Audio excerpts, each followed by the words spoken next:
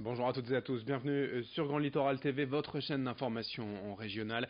L'actualité du jour près de chez vous, c'est en images en 8 minutes en ce mardi 4 décembre. Voici d'abord vos prévisions météo avec une très nette amélioration prévue aujourd'hui. Le retour du soleil, du ciel bleu, d'une belle lumière avec encore peut-être quelques nuages et quelques cumulus de beau temps. Mais le ciel restera dans l'ensemble bien dégagé, on profitera du soleil. En revanche, les températures seront en baisse avec le renforcement du vent de nord. Cet après-midi, comptez 9 degrés à Dunkerque, 8 degrés à Saint-Omer, à Calais et à Boulogne. Les prévisions météo complètes comme toujours après ce journal. À la une de cette édition, tout d'abord la protestation des lycéens hier partout en France et notamment dans la région à Dunkerque ou sur ces images ici à Lille. Ils dénoncent la réforme du baccalauréat, la plateforme Parcoursup, la sélection à l'université et s'indignent des suppressions de postes d'enseignants. Parfois, notamment donc ici à Lille, la tension est montée d'un cran face aux forces de l'ordre. À Dunkerque, ce sont les lycées Vauban, Europe, Jean Bart et Angelier qui ont été bloqués mais sans incident majeur. Les blocages pourraient reprendre ce matin. Écoutez, deux porte-paroles des lycéens hier au micro de Vincent Vieillard. Depuis vendredi, on fait un blocus et donc on continue aujourd'hui et on essaiera de continuer le plus possible pour faire entendre nos voix. C'est-à-dire demain, après-demain, enfin tout dépend de la mobilisation des lycéens parce qu'il y a toujours les plus motivés et toujours le même groupe. Mais après, il faut qu'on soit plus pour bloquer, pour nous faire entendre et pour que ça soit un pouvoir de force. Et donc voilà, on essaiera de continuer le plus possible. Après, déjà l'année passée, on avait commencé les blocus et il y avait beaucoup moins de lycées. Et cette année, quand on a commencé vendredi, il y avait 15 lycées de France, donc c'est déjà un bon début.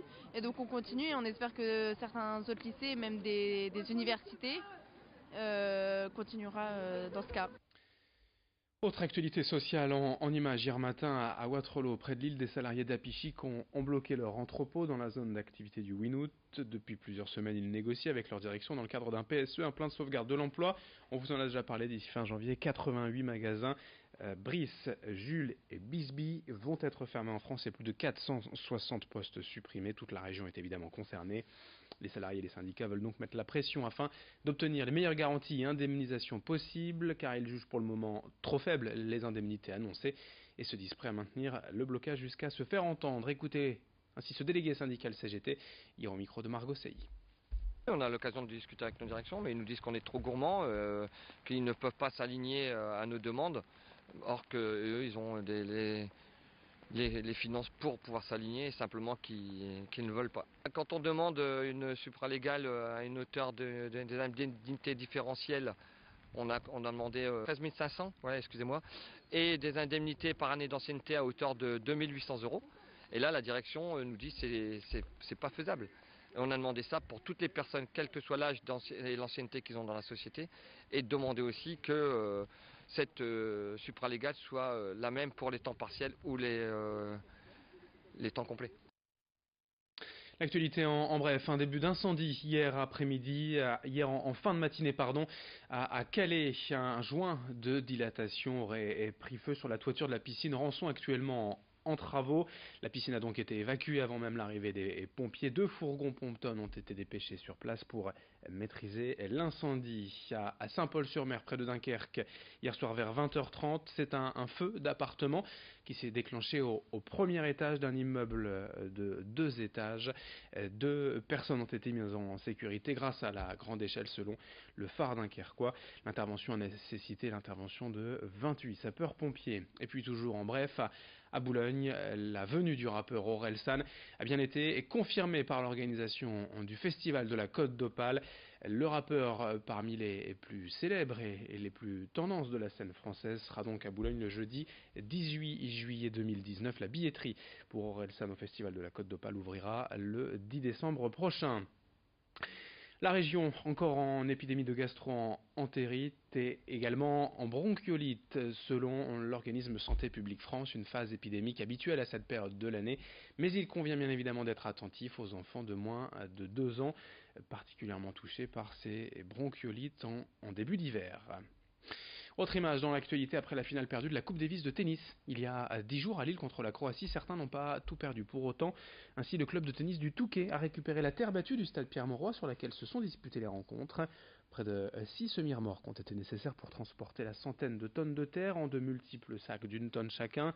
L'occasion pour les joueurs touquetois de profiter de cette terre battue, malheureuse pour l'équipe de France, mais ô combien symbolique tout de même.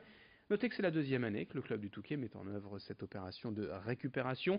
La terre battue servira donc aux installations du club pour renouveler les cours dans les prochaines semaines. Explication au micro de Marine Kijek. On a déjà récupéré la terre battue de la Coupe Davis en 2014 lors de la finale perdue contre la Suisse avec Roger Federer et Stan Wawrinka. Et donc cette année on a postulé de nouveau pour récupérer cette terre c'est important puisqu'il y a ça fait environ 150 tonnes, donc pour nous qui sommes un gros club de terre battue extérieure, c'est important pour pouvoir refaire nos terrains dès le printemps prochain. Nous avons ici 24 terrains extérieurs en terre battue, donc un terrain en terre battue c'est composé de différentes choses, et notamment d'une couche de calcaire d'environ 8 cm, et au-dessus de cette couche de calcaire de 8 cm, on vient mettre la brique pilée. Autre sujet pour parler de notre alimentation et de l'apprentissage des bonnes pratiques dès le plus jeune âge. À Wormhout, le collège du Outland a reçu récemment sa première étoile du label « Ici je mange local ». La cantine du collège sert près de 450 repas par jour et mise depuis 5 ans déjà sur les producteurs locaux pour se fournir yaourts, pâtes, viande ou encore fruits et légumes bien évidemment. 40% des produits viennent d'approvisionnement local, dont une partie est également bio. Cela permet en outre d'intéresser les élèves, leur montrer qu'il y a quantité de bons produits disponibles tout près de chez eux. Récemment, les collèges Jean Jaurès à Bourbourg et Lamartine à Honscott ont également été récompensés d'une étoile au label. Explication au micro de Marine Kijek. Selon les filières à Wormhout, par exemple, on travaille avec la ferme Josse, où on a vraiment des fruits et des légumes qui sont produits à quelques kilomètres d'ici. Pour les viandes, on a donc Timmerman, qui est un grossiste situé à Zegerskapelle. On travaille aussi avec une ferme à Arnec pour le fromage, la ferme Pirins, les yaourts, ils viennent de Bissezel, la ferme du Chapitre. Voilà, on essaye de se diversifier et de travailler avec le maximum de personnes. Les boulangers, on travaille avec Wormhout, Herzl. Fin de cette édition sur Grand Littoral TV. D'autres informations, d'autres images à suivre dès le prochain quart d'heure. Restez avec nous. Très bonne journée à toutes et à tous en notre compagnie sur Grand Littoral TV.